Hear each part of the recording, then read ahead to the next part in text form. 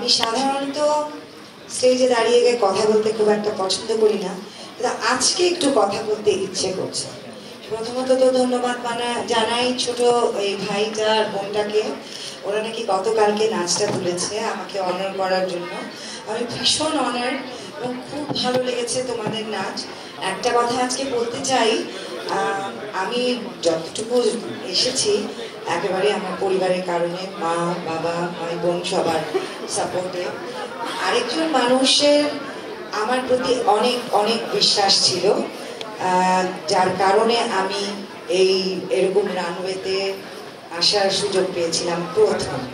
সেটা হলো 88 সালে বাটিক্সপোর একটি শো দিয়ে আমার যাত্রা শুরু।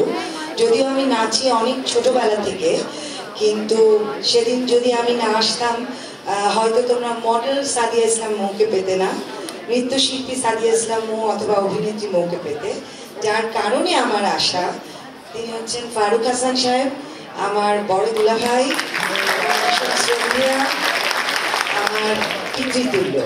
তো তার পাশে আমার বড় বোন বসে আছেন এবং তাদের পাশে এখানে থাকতে পেরে আসতে পেরে আমার অসম্ভব ভালো লাগছে।